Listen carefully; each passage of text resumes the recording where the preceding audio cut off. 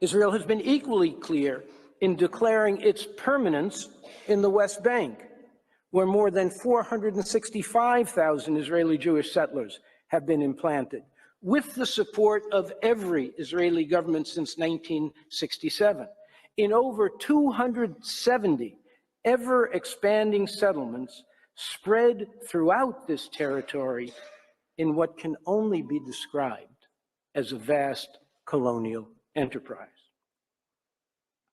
These settlements, whose accelerated growth and distribution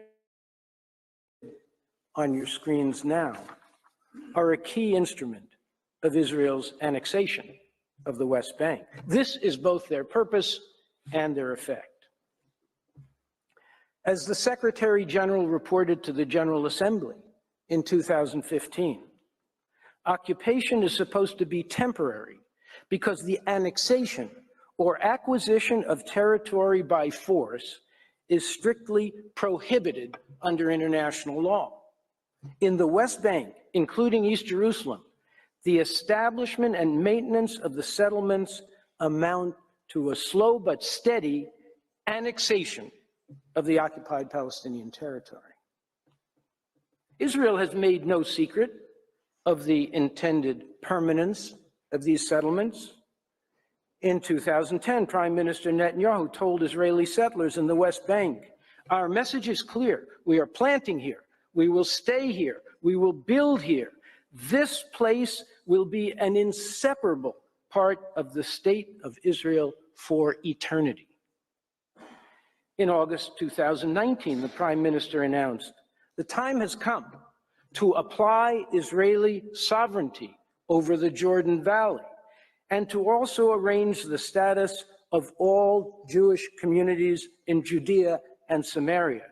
They will be part of the state of Israel." In January 2020, Israel's Defense Minister, Naftali Bennett, declared, "Our objective is that within a short amount of time, we will apply sovereignty to all of Area C, not just the settlements, not just this block or another." This area, which is depicted in red on your screens now, comprises over 61% of the West Bank.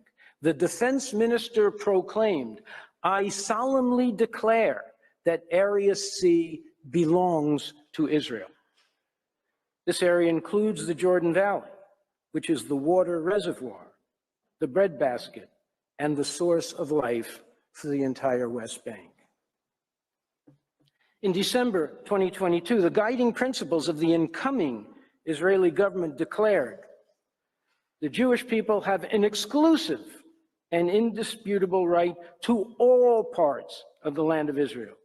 The government will promote and develop the settlement of all parts of the land of Israel, the Galilee, the Negev, the Golan, and Judea and Samaria."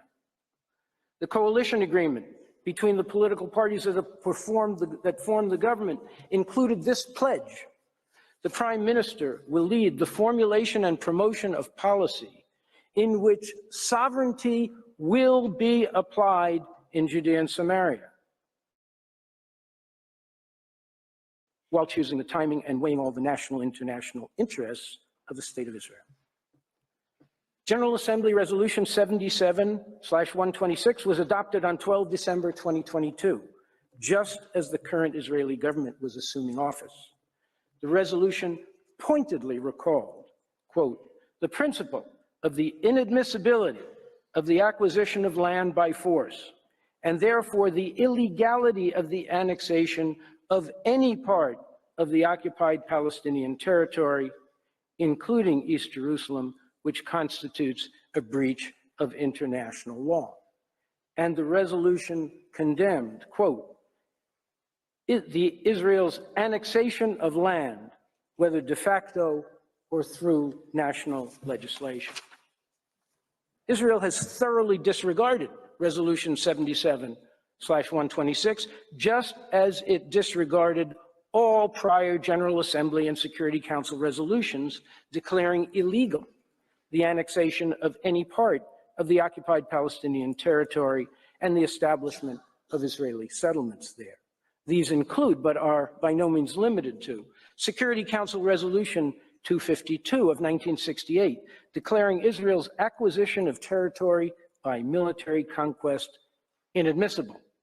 Resolution 476 of 1980, which reaffirmed the overriding necessity for ending the prolonged occupation of Arab territories in 1980, and strongly deplored the refusal of Israel to comply with the relevant resolutions of the Security Council and the General Assembly.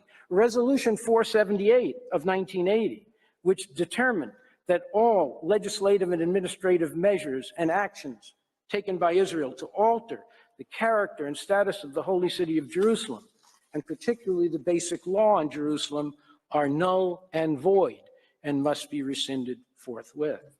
Resolution 2334 of 2016, which reaffirmed the inadmissibility of the acquisition of territory by force and condemned all measures aimed at altering the demographic composition, character, and status of the Palestinian territory occupied since 1967, including, inter alia, the construction and expansion of settlements, transfer of Israeli settlers, confiscation of land, demolition of homes, and displacement of Palestinian submissions. And at least 28 General Assembly resolutions which expressly condemned Israel's annexation of Jerusalem and the West Bank.